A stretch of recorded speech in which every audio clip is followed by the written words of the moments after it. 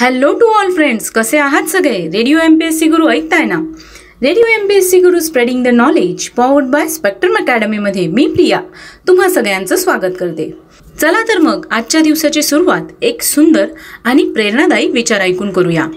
ऐकूया आजचं विचारधन. कोणाच्याही सावलीखाली उभं राहिल्यावर स्वतःची सावली कधीच निर्माण होत नाही. स्वतःची सावली निर्माण करण्यासाठी स्वतः उन्हात उभे राहावे लागते. आत्ताचा क्षण पुढच्या सेकंदाला इतिहास होत असतो. यातले काहीच क्षण जगाला विशेष म्हणून अजरामर होतात.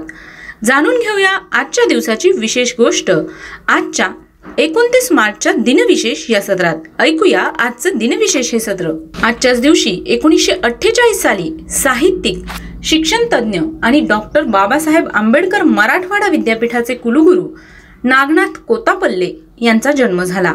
हे मराठी भाषेतील लेखक, कवी व समीक्षक आहेत. राजभाषा मराठीचे धोरण ठरविण्यासाठी शासनाने स्थापन केलेल्या समितीचे ते अध्यक्ष आहेत. आजच्याच दिवशी 1982 रोजी तेलुगू देसम पक्षाची स्थापना करण्यात आली होती.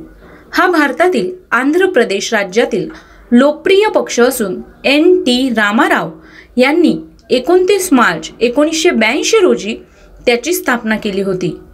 चंद्रबाबू नायडू हे या पक्षाचे अर्वाचीन नेते आहेत. आजच्याच दिवशी 1997 साली सामाजिक कार्यकर्त्या आणि भारतीय कला व संस्कृतीच्या पुरस्कर्त्या पुपुल जयकर यांचं निधन झालं.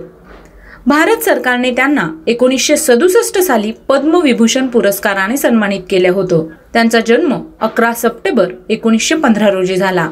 आजच्याच दिवशी 1930 साली प्रभातचा खुनी खंजीर हा चित्रपट मुंबईत प्रदर्शित झाला होता. 1929 रोजी रंगभूमी आणि चित्रपट कलाकार उत्पल दत्त यांचा जन्म झाला. ते हिंदी आणि बंगालीमधील एक उत्तम अभिनेते होते. त्यांचा मृत्यू 19 ऑगस्ट 1993 रोजी झाला. आजच्याच दिवशी 1869 मध्ये दिल्लीचे नगर रचनाकार सर एडविन ल्युटन्स यांचा जन्म झाला. त्यांच्या योगदानाची ख्याती म्हणून नवी दिल्लीला ल्युटन्स दिल्ली असेही म्हणतात. त्यांचा मृत्यू 1 जानेवारी 1944 रोजी झाला. आजच्याच दिवशी 1926 मध्ये अर्थशास्त्रज्ञ व विनोदी लेखक पांडुरंग लक्ष्मण तथा बाळ गाडगे यांचा जन्म झाला. हे पुण्यातील फर्ग्युसन कॉलेजचे प्राचार्य, सिम्बायोसिस या संस्थेचे उपाध्यक्ष तसेच विनोदी लेखक होते. विनोदी साहित्याबरोबरच त्यांनी अर्थशास्त्रीय लिखाण तसेच अनुवादही केले होते. वळचणीचं पाणी हे त्यांच्या आत्मचरित्राचं नाव आहे. त्यांचा मृत्यू 21 मार्च 2010 रोजी झाला.